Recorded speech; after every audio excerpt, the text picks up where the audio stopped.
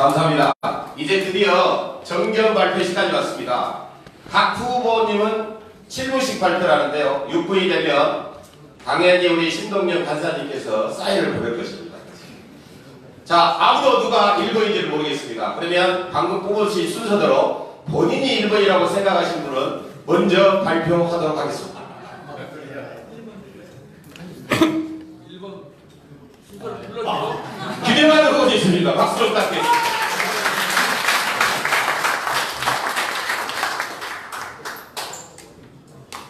제가 이번에 당대표가 될 것이 분명합니다.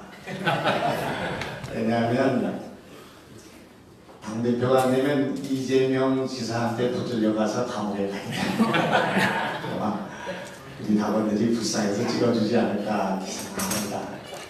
부산의 과학영재고등학교를 2001년도에 만들었습니다. 이 나라의 최초의 영재교육이 시작되는 순간이었습니다.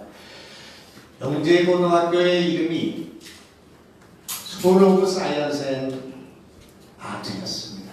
과학고등학교가 아니라 과학기술고등학교였습니다. 그때 10년 동안 저는 과학예술과 과학기술과 문화예술을 통섭해야 한다, 융합해야 한다는 주장을 해왔습니다.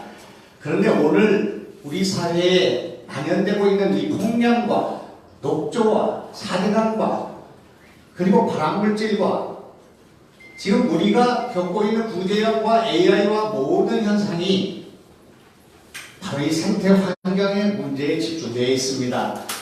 그래서 저는 4차 혁명을 달성하고 준비하기 위해서 우리는 과학기술과 문화예술과 생태 환경을 융합해야 한다는 트리플 악셀론을 주장하고 있습니다. 우리 당이 전략을 채택했으면 좋겠다고 저는 생각합니다. 이것이 김대중 노무현 이후에 우리 당의 전략이 되었으면 좋겠다고 생각합니다. 이번 토론 과정에서 이것을 자세히 설명을 올리겠습니다. 저는 우리 당이 삼중주의에 입각해서 전략을 세워야 한다, 이런 생각을 하고 있습니다.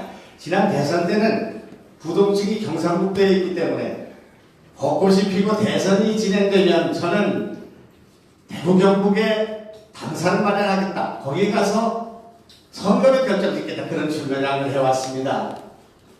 이번에는 중부에 있습니다.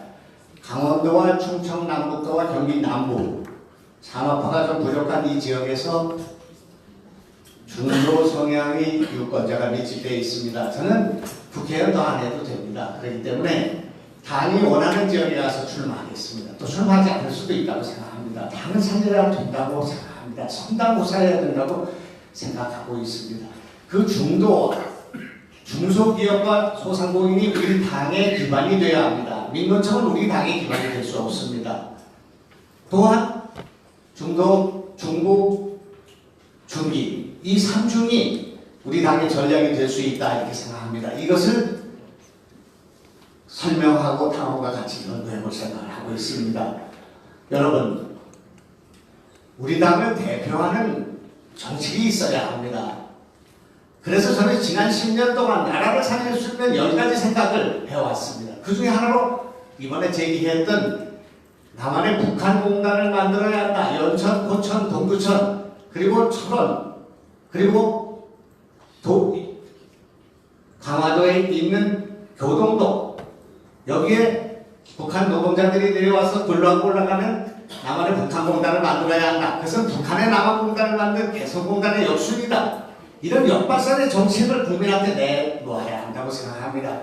제가 제기하고 있는 진료후불제, 지난 110년 동안 진료만이 선불로 완불해야 진료를 할 수 있는 이런 체제가 이제는 진료를 먼저 받고 수술을 먼저 받고 후불로 분납으로 할부로 할 수 있는 이런 제도를 만들어줘야 한다. 이렇게 됐을 때 우리의 대표적인 그런 공약이 국민들에게 들어박힐 수 있다고 생각합니다. 그것이 우리 당이 자유한국당과 다르고 그리고 민주당과 다르다고 생각합니다. 민주당은 평화를 주장하고 있지만 우리는 통일을 주장해야 된다고 생각합니다. 평화에서 한 발짝 나가는 통일의 방안, 지금은 통일을 유보하고 평화의 체제를 유지하라는 주장이지만 이것도 우리가 역발상으로 준비해야 된다고 생각합니다. 새로운 말씀, 새로운 전략, 새로운 비전, 이것을 말씀드리기 위해서 출마하고 있습니다. 정말 힘들고 피로하고 정말 이런 거 하고 싶지 않습니다. 그러나 당을 위해서 이것을 해볼 생각으로 있습니다. 우리 당은 이제 가시밭길 위에 세워야 합니다. 우리가 원하든 원하지 않든 가시밭길 위에 세워야 합니다. 가시밭길 위에 천막을 채워야 된다고 생각합니다. 1000명이 넘는 후보들이 당선되지 못하고 보존금도 받지 못하고 이런 선거를 해서는 안 된다고 생각합니다. 이것의 책임이 저와 우리에게 있다고 생각합니다. 그렇기 때문에 이렇게 어려운 처지 선당구사하고 초계처럼 주풍낙엽처럼 쓰러져간 우리 후보들, 비례 1번을 받고도 당선되지 못한 이 후보들, 우리 지역위원장들, 이 위에, 이 원외 위에, 이 낙선자 위에, 이 부상자 위에 우리 당을 세워야 된다고 생각합니다. 이 속에서 우리는 선당구사의 정신을 배웠고 사직선의 정신을 배웠고 또 우리는 이 속에서 인내심을 배웠습니다. 저도 세상에 이런 선거를 해본 것은 이번이 처음이었습니다. 기가 막힌 일이었습니다. 몇 가지만 말씀드리겠습니다. 저도 이번 선거에서 많이 배웠습니다. 1977년 치과대학 5학년을 마친 상태에서 부신의 감옥 속으로 끌려가던 그 심정, 그때의 증오, 이 독재 세력과 싸워야 되는, 군부와 싸워야 되는 그 증오를 배웠습니다. 이재명과 싸우는 과정 속에서 이렇게 불의하고 부정하고 이렇게 막말하고 이렇게 비리가 많고 이런 사람을 공직에 내보낼 수는 없다는 생각으로 싸웠습니다. 철저하게 싸웠습니다. 그렇게 해서 저는 우리 당이 불의에 대한 증오, 부정에 대한 결연한 투쟁의지를 갖는 야당성을 갖는 그런 당으로 다시 태어나야 한다. 그 말씀을 드리겠습니다. 시간이 다 됐다고 하기 때문에 마치겠습니다. 유명한 의원님은 한중주의, 남한공단 개설, 진로 불책, 공약을 내세우면서 새로운 정치 비전을 개설해서 출마하셨다고 합니다. 다음은 2번을 뽑으신 후보님 정면 발표가 있도록 하겠습니다.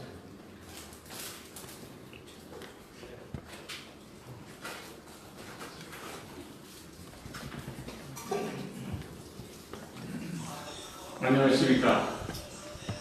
여러분, 바른미래당을 진정으로 사랑하시고 아끼시고 노심초사 이 당이 집권당이 되길 바라는 그 간절한 영혼을 갖고 계신 바른미래당 핵심 충추신장 여러분, 이번에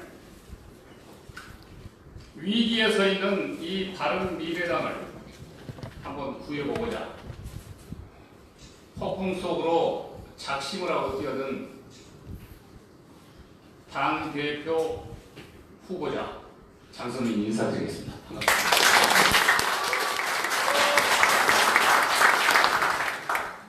네, 많은 분들이 걱정을 하고 있습니다. 그 걱정은 제가 당원 대의원들 저변을 이렇게 쭉 만나보고 난 이후에 얻은 결론은 이 당이 어쩌면 쪼개질지도 모른다. 이 당이 어쩌면 없어질지도 모른다. 이 당이 어쩌면 소멸하고 사라질지도 모른다라고 하는 불안감이 쫙 깔려 있습니다. 그것이 6.13 지방선거 이후에 우리 당의 내부에 꽉 차 있는 당원들의 당심이자 위기의 발로입니다. 어떤 분은 좌절했고, 어떤 분은 당을 떠났고, 어떤 분은 앞으로도 떠나겠다 그러고, 또 떠나겠다 그러고, 탈당하겠다 그러고, 도대체 이 당에 희망이 없다. 좌절과 패배 속에 이 당이 갈 곳이 나침판도 없고 안테나도 없다. 전략도 없고 비전도 없다. 이 당을 풍랑 속으로 이끌어 나갈 선장조차도 안 보인다. 모두가 패배감에 빠져 있습니다. 좌절감에 짓눌려 있습니다. 절망하고 있습니다. 한결같이 당원과 당을 집권당으로 만들겠다라고 하는 비전과 전략과 정책은 없고, 내가 이 당을 가지고 한 건 해보겠다. 내 정치적 야심을 마지막 한번 충족시키는데 탐욕의 도구로 공당을 활용하고 있다고 하는 생각뿐입니다. 이것을 모든 당원 대의원들이 국민들까지 압니다. 이건 당을 가지고 장난치는 사당화의 정치이고 당이라고 하는 건 국고 보조금을 받고 국민 세금에 의해서 국민의 뜻을 반영해서 국민의 뜻을 반영한 정책을 국민에게 충족시켜서 사회 국가적 모든 현안 복잡한 문제를 풀어내서 이 대한민국 직업이 그런 것만 연구하고 고민하고 정책과 비전을 만드는 것이 정당이고 정치라고 하는 것을 잊고서 합니다. 이게 어떻게 나라가 되겠습니까? 이런 정치 졸개를 가지고 어떻게 대한민국이 남북 통일을 할 수 있고 동북아에 다시 식민지로 들어가지 않는다라고 하는 그 보장을 누가 이야기할 수가 있습니까? 지금 문재인 정권 하는 거 보십시오. 나라를 개판 5분 전이 아니라 개판으로 만들었습니다. 남북관계 북핵 비핵화가 어디가 있습니까? 저는 북한 문제, 한반도 문제, 국제문제 전문가입니다. 자타가 공인하는 저는 북한 문제에 대한 저 나름대로 북핵 해법의 전략을 갖고 있습니다.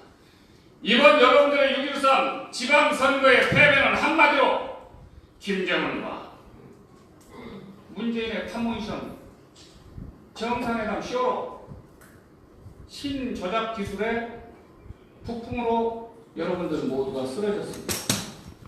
그러면 다음번에 다시 총선에서 김정은이가 남한에 내려와가지고 홍대 앞에서 모자 쓰고 고깔 모자 쓰고 셀카 쓰고 다니면서 이 정치판을 전부 거머쥐지 않는다는 보장이 어디가 있어? 그걸 막을 사람 누가 있어? 북한의 핵 문제를 해결할 만한 비전을 갖고 있고 정책을 갖고 있고 비핵화에 대한 해법을 갖고 있고 우리 민족과 국가를 여러분들을 핵의 위협으로부터 보장하고 구해낼 수 있는 정치적 솔루션이 단 한 건도 없어요.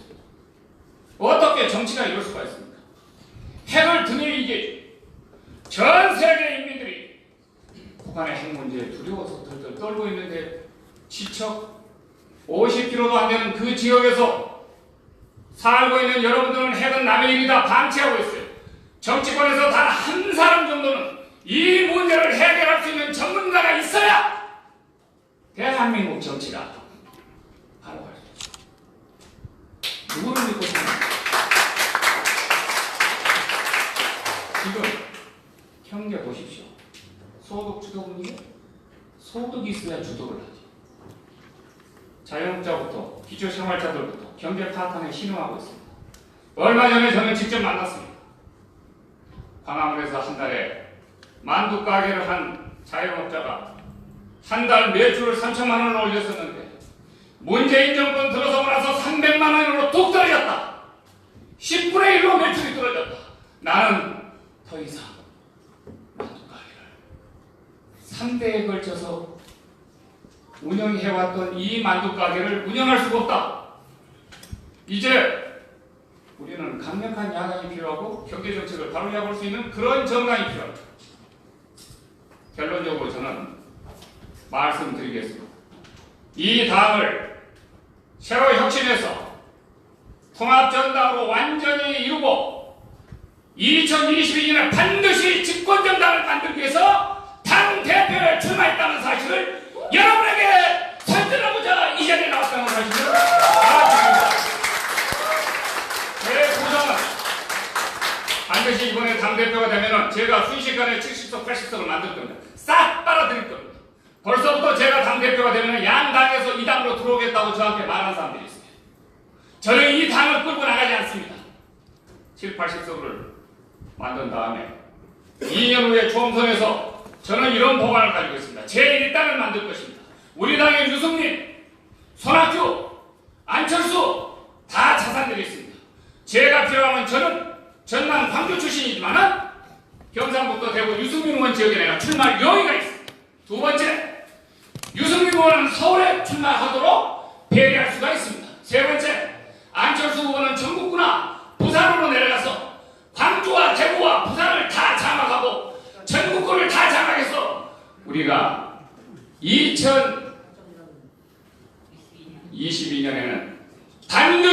집권당으로 만들겠다는 법안을 이 자리에서 밝혀드리는 말입니다. 대단히 고맙습니다.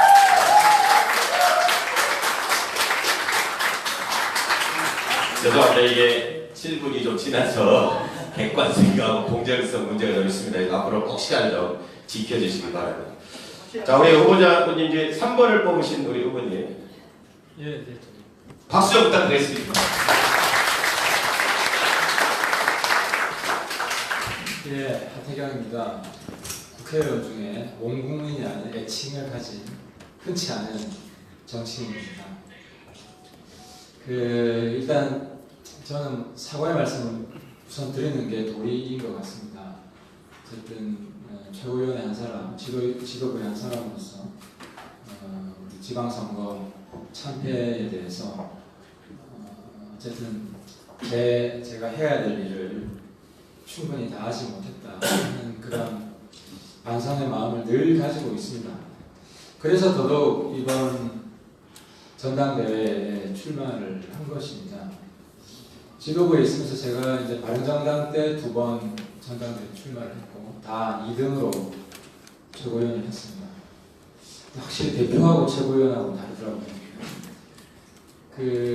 우리가 최고위원회를 해서 이견이 생기면 이견이 잘 안 풀리면 어떻게 하겠습니까? 대표한테 위임을 합니다. 그럼 이제 대표가 결심하는 대로 갑니다. 사실 그게 조직이고 그 결과에 따라서 나중에 그 지도부, 그 대표는 평가를 받습니다. 근데 우리 당의 이번 지방선거의 가장 결정적인 문제가 대표가 2사람이다 보니까 대표가 서로 의견이 일치되지 않으면 해법이 없는 겁니다. 탈출구가 없는 겁니다. 대표가 입장을 밝힌 것이 관철되지 않으면 대표직을 사퇴해야 되는 이런 심각한 결과가 나오게 된 겁니다. 근데 이제 더 심각한 문제는 지방선거에서 이렇게 호되게 당해가지고 지금 우리 당이 거의 지금 죽어가는 그런 정당 아닙니까? 지지율도 뭐 거의 올라가지도 않고. 그런데도 사실 우리 원내를 비판하지 않을 수 없습니다.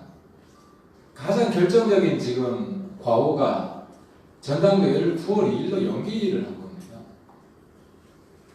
지방선거 끝나고 신속히 당을 수습해서 전열을 정비해서 새로운 모습으로 나아가야 되는데 그 골든타임을 모두 허비하고 있습니다. 6월 6일선 지방선거 이후에 지금 2달이 다 가고 있지 않습니까? 우리가 이렇게 헤매는 동안 정의당은 정말 우길승천하고 있지 않습니까? 정의당이 해내는 일을 우리가 왜 못합니까? 한국당 지지율을 왜 못 따라잡습니까?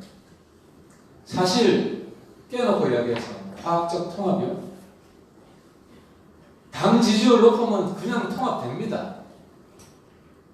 당이 죽을 것 같으니까 더 싸움도 많아지는 겁니다. 물론 아직도 조금 당 내부에 불협화음 그런 요소들이 있긴 합니다. 그 중에 하나가 외교안보 노선인데 외교안보 노선은 지금은 어원들끼리는 거의 차이가 없습니다. 그래서 과학적 통합은 원내에서는 거의 다 이루어졌습니다. 이걸 이제 당 전체로 확대하는 건데, 근데 이 당을 살리는데 그런 노선들보다 더 중요한 문제가 있다고 생각합니다. 그게 뭐냐? 국민들이 바라볼 때 이번에 특히 누가 대표로 뽑혔느냐 그걸 보고 저 당이 희망이 있는 정당이냐 희망이 없는 정당이냐 1차적으로 저는 판가름을 날 거라고 생각을 합니다. 그렇지 않습니까? 정치인들은 자기의 정치 이력에서부터 어떤 이미지를 가지고 있습니다. 국민들이 이미 정치 활동으로 검증된 거 아닙니까? 당대표 나오는 사람들은. 그러면 저 사람이 나오면 저 당을 정말 근본적으로 바꿀 수 있겠구나. 새로운 바른미래당이 될 수 있겠구나. 그런 이미지를 주는 사람이 있는 반면에 저 당은 그냥 무난히 사라져 가겠구나. 국민들이 압니다. 저는 우리 당원들도 안다고 생각합니다. 그럼 이 시점에서 어떤 리더십이 필요하냐? 우리가 지금 태평성대가 아니지 않습니까? 안정적으로 관리할 사람이 필요한 게 아니지 않습니까? 그죠? 우리는 지금 아까 장진영 전 최고 얘기했지만 혁명적인 변화가 필요합니다. 완전히 야당을 판가리할 수 있는 그런 대표가 필요합니다. 그럼 국민들이 볼 때 누구를 뽑으면 그 다음날 우리 당 지지도가 적어도 10% 넘길 수 있는 그런 기대감을 주느냐? 이것이 저는 굉장히 중요하다고 봅니다. 그래서 저는 사실 국회의원들 중에 아시겠지만 자기의 선명한 색깔을 가지고 정치하는 사람은 별로 없습니다. 저보고 그러면 하태경 굉장히 이번 선거에 불리할 거다. 왜? 친한도 별로 안 좋아하고 친유도 별로 안 좋아합니다. 국민의당 쪽에서는 저 사람 유승민 쪽 아니냐. 바른정당 쪽에서는 저 사람 바른정당 출신인데 유승민 쪽이 아닌 거 안철수랑 가까운 것 같아요. 그것은 제가 아직 뭐 정치한 지 얼마 안 됐지만 제 색깔을 가지고 승부를 해왔기 때문입니다. 저만의 노선을 가지고 승부를 해왔기 때문입니다. 합당하기 전에 바른정당 있을 때도 대북 문제, 외교 안보 문제 저만의 색깔을 내고 일관되게 해온 겁니다. 제가 합당을 하고 나서 뭐 이렇게 달라진 게 있는 게 아닙니다. 경제 문제도 마찬가지고 시간이 다 돼가는데요. 그래서 이번 전당대회는 정말 중요합니다. 좀 전에 우리 존경하는 장성민 선배 총선 이야기했지만 총선까지 가느냐 이게 문제 아닙니까 사실.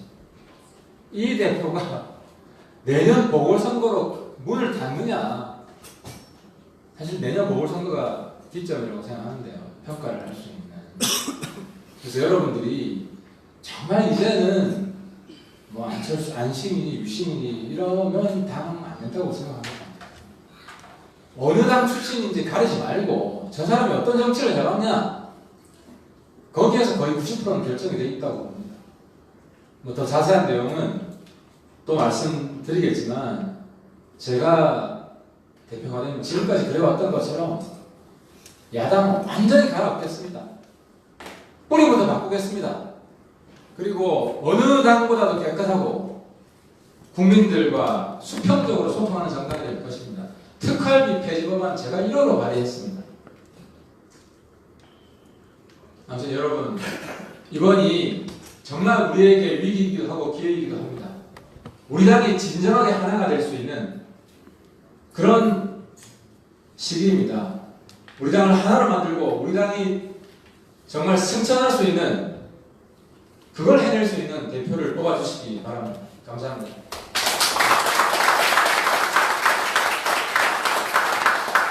혁명적 정당을 만들겠다는 하태경 후보님이었습니다. 자, 다음 후보님은 4번 우리 장선철 후보입니다. 뜨거운 박수 부탁드리겠습니다.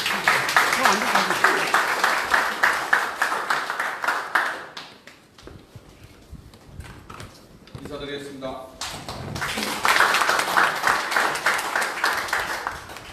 제가 여기 앉으면 이 발성이 잘 안 돼서 서는 게 좀 편해서 이렇게 했습니다.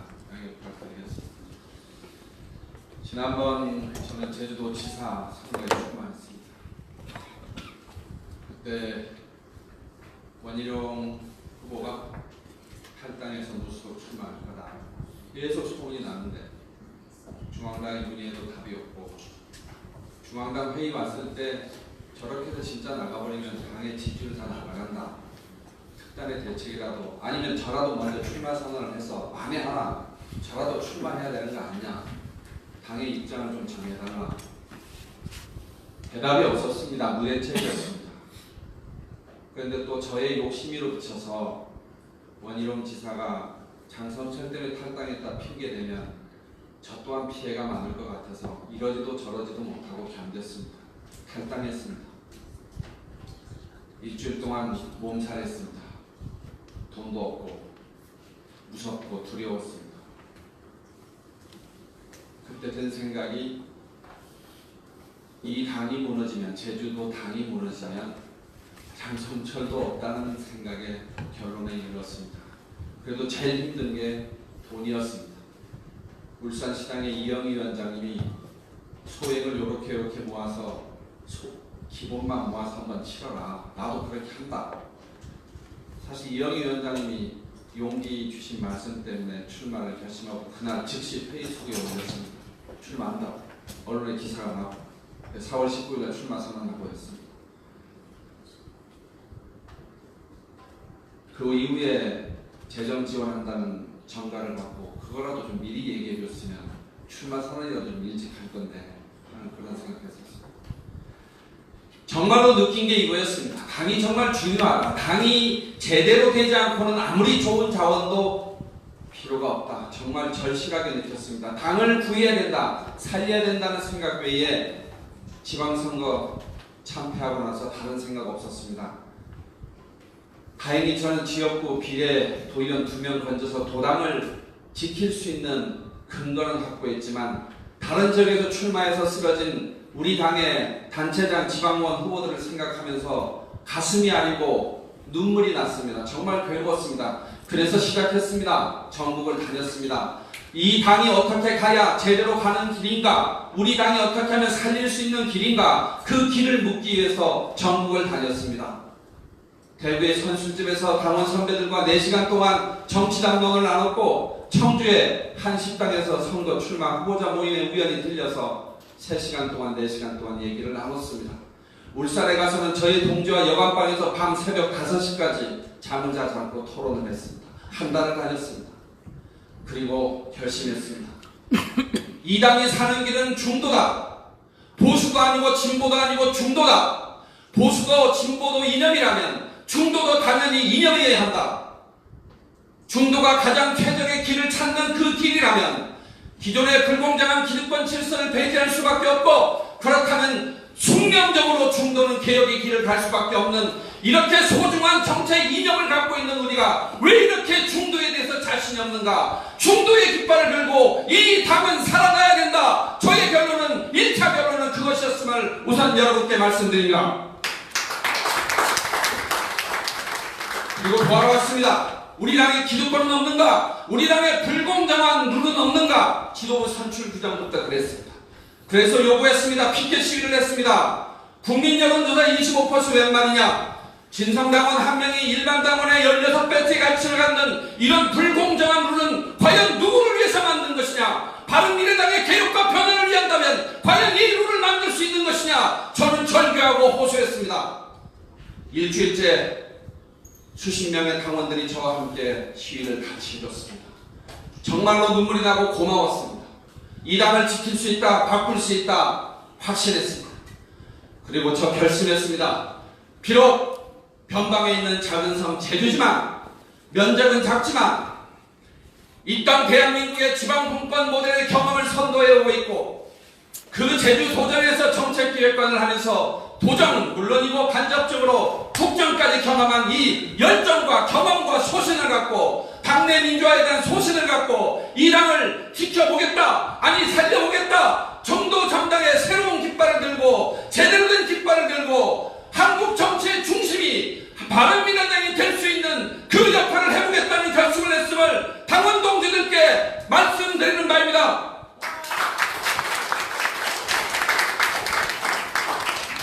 최근에 출마 후보자들의 자세에 대해서 한 말씀 드리겠습니다. 위기입니다. 당을 구해야 됩니다. 당이 먼저고 개인은 나중 선당 후사해야 합니다. 그런데 왜 그렇게 이것저것 계산이 많습니까? 왜 그렇게 이것저것 따지는 게 많습니까? 계산하는 시간에 당을 구할 생각하시고 눈치 보실 생각에 열정을 보여주셔야 그게 당원에 대한 도리 아니겠습니까? 저는 이 순간까지 이 당의 당대표로 이 당을 구하겠다고 하는 결심을 못하신 분이 있다면 자격 없다고 생각합니다. 여러분, 바른미래당, 국민의당에서 출발했고 바른정당과 합해서 이 땅까지 왔습니다. 중도일 때 성공했습니다. 중도일 때 성공했습니다.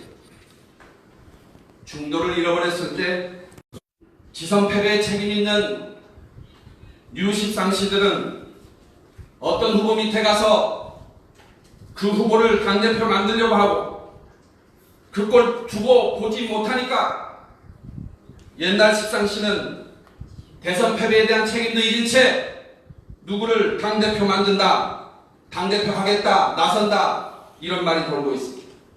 선당후사의 자세는 조금 더 찾아볼 수 없는 이런 모습부터 바뀌어야 저는 이 당이 살아난다고 생각합니다.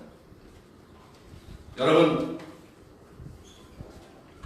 최근에 당대표 출마 선언한 후보들의 얘기를 들어보면서 야권 통합, 보수 통합, 야당 교체, 바른미래당이 가야 할 중도정당의 정체성은 보이지가 않습니다.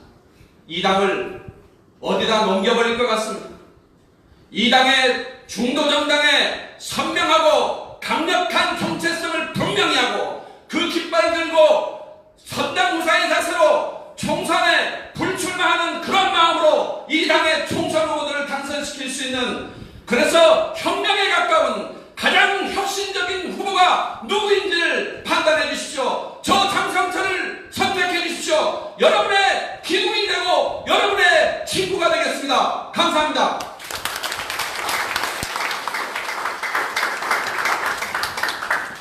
시원시원합니다. 중도개혁정당을 표방한 4번 장성철 후보 있습니다. 우리 마지막으로 이수봉 후보님을 모시도록 하겠습니다. 뜨거운 박수 부탁드리겠습니다.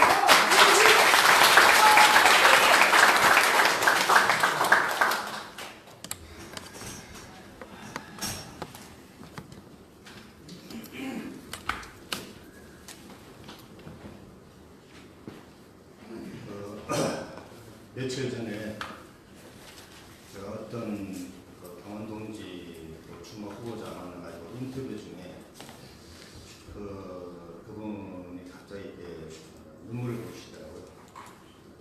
저도 같이 울었습니다. 2012년부터 지금까지 정말 온갖 고생을 하면서 여기까지 왔습니다. 2012년도에 안철수 현상을 통해서 엄청나게 큰 국민의 지지를 받았던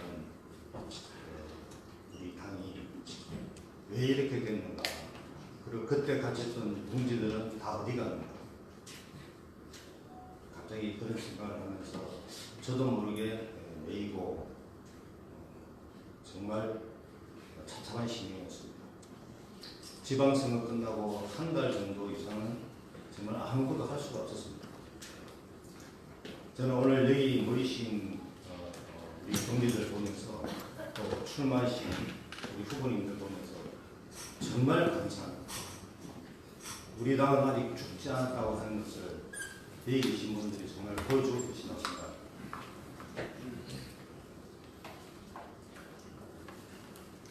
하지만 지금도 많은 당원들이 좌절에 빠져 있습니다. 우리 당이 정말 과연 희망이 있는가 회의를 하고 있습니다. 저는 여기서 우리 당의 뿌리가 뭔가 정말 생각해봐야 된다고 생각합니다. 뿌리가 약하면 조그만 일은 실현해도 금방 좌절하죠. 저는 82년도에 민주화 투쟁하다가 복구를 치렀습니다. 물고문, 통닭거의 온갖 고문을 당하면서 정말 이 죽음 같은 고통 속에서 무엇을 위해서 살아야 하는 생각을 했습니다. 그래서 노동 현장에 들어가서 지금까지 30년 동안 눈물때를 빼면서 현장에 우리 국민들과 함께 같이 웃고 같이 울고 하면서 좀 있었습니다. 2012년 대선 때 문재인이냐 안철수냐 했을 때 저는 문재인 후보를 택하지 못했습니다. 엄청나게 많은 제의도 있었고 의혹도 있었지만 택하지 못했습니다. 왜냐하면 그 당시 민주당 정부는 더 이상 우리 한국 사회를 발전시킬 수가 없었습니다. 말은 진보의 깃발을 들었지만, 개혁의 깃발을 들었지만 사실은 재벌 기득권을 옹호하는 그런 정치, 경제 정책이었습니다. 이 사실을 잊으시면 안 됩니다. 그래서 안철수 후보가 9월 17일 대통령 출마 기자회견을 하고 10월 초에 저한테 전화를 해서 도와달라고 전화가 왔었습니다. 그래서 만나서 이야기해보니 정말 이 사람은 적어도 재벌들한테 휘둘리지는 않겠다 확신을 가졌습니다. 우리 한국 사회에서 정말 가장 뿌리 깊은 문제는 재벌과 관료들이 단합해서 모든 것을 결정하는 이 구조를 깨지 않으면 우리 사회는 답이 없다 생각했거든요. 그래서 같이 정치를 시작했습니다. 그로부터 6년 동안 온갖 시련이 있었죠. 좌절이 있었고. 하지만 우리 여기 계신 동지들, 우리 당원들께서 잊으시면 안 되는 게 있습니다. 많은 실망을 줬지만 2015년 정치연합 시절에 안철수 후보는 당시 대표는 공정성장론이라는 단문을 그때 만들어냈습니다. 문재인 정부의 소득주도 성장론에 대항해서 우리 한국 사회가 할 길은 공정성장론이라고 만들어냈습니다. 이것은 엄청난 사실은 이론적 성과입니다. 하지만 당시 우리 국민당, 국민의당, 우리 의원들은 그리고 우리들은 제대로 이 람론에 입각해서 이슈를 발전시켜내지 못했습니다. 그러다가 이러저러한 과정을 거쳐서 점점 그 각이 무뎌지기 시작했습니다. 오늘 우리 지방선거의 피해는 저는 그렇게 생각합니다. 우리 당의 정체성을 확고히 드러내지 못하고 결국 도대체 뭐하는 당인지 그런 상황에서 국민들이 우리에게 찍어줄 이유를 잃어버렸기 때문입니다. 두 번째는 당 지도부가 당원들을 대상화시키면서 공천활동을 제대로 관리 못하면서 또 훅 빠져버린 겁니다. 지금 우리 당의 실패를 이렇게 진단한다면 적어도 우리는 이제 무엇을 해야 될 것인가 분명히 지금 판단할 수 있다고 생각합니다. 저는 정말 분노를 안고 이 자리에 섰습니다. 우리가 이렇게 주저앉을 수는 없다. 우리가 당시 국민의당을 만들고 바른미래당에 올 때까지 결코 앞에 선 의원 몇 명씩 한 일이 아닙니다. 거대한 변화를 갈망하는 그런 당원들, 국민들의 영혼이 있기 때문에 이 자리에 오셨습니다. 이걸 발전시키려면, 이 시대에 더 발전을 시키려면 그런 모든 영혼들을 담을 수 있는 틀을 새로 만들어야 생각합니다. 저는 그래서 당대표가 되면 가장 먼저 정당 혁명을 시작하겠습니다. 모든 당직과 공직 후보자 선출을 100% 당원만의 투표를 결정하는 정당으로 만들겠습니다. 공천심사위원회를 전면 폐지하고 당원들이 직접 공직 후보자를 선출하도록 하겠습니다. 당문을 소수 국회의원만 참석하는 원총회가 아니라 전 당원이 직접 결정하는 독일 해적당식 직접민주제를 전면적으로 도입하겠습니다. 중앙당을 대폭 축소하고 절감된 예산으로 평당원 중심 정당 만들기와 정책 중심 정당 만들기에 집중 투자하겠습니다. 여러 가지 많지만 중요한 것만 말씀드리면 당직과 공직을 겸직하는 것을 금지하겠습니다. 당 소속 선출직 공직자는 행정과 어정에만 전면토록 하고 당무는 모래 인사들이 맡도록 하겠습니다. 우리 당을 정말 새로운 완전히 질적으로 새로운 정당으로 만들 수 있도록 이런 혁명적 조치를 취하고 이 모든 계획들을 6개월 안에 완수하도록 하겠습니다. 그래서 우리 당으로 하여금 온 국민들이 관심과 기대를 갖추게 하고 그 힘을 바탕으로 외연을 확장했습니다. 외연 확장도 기존 의원들을 빼는 방식이 아닙니다. 우리 사회에서 정말 묵묵히 일해온 보석 같은 동지들을 발굴해서 그 사람들 통해서 우리 외연을 확장했습니다. 지금까지 어렵게 만들어온 이 당을 이제는 기존 스타 정치인이 아니라 우리 평당원의 주체가 되는 그런 정당으로 만들어서 우리 국민들의 기대에 반드시 부응하도록 그렇게 노력하겠습니다. 감사합니다.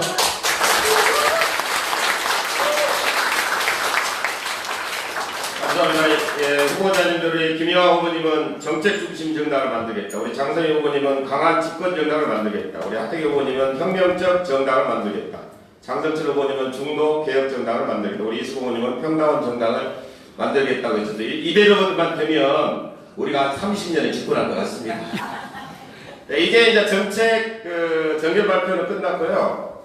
후보님들의 공통 토론과 개별 토론이 있는데요. 이게 좀 기분이 상하시더라도 혹시 질문이 자기에게 인신공격성 질문이 되더라도 오늘로서 좀 덮어줬으면 좋겠습니다. 자, 그러면 공통 질문과 개별 질문은 우리 사공경규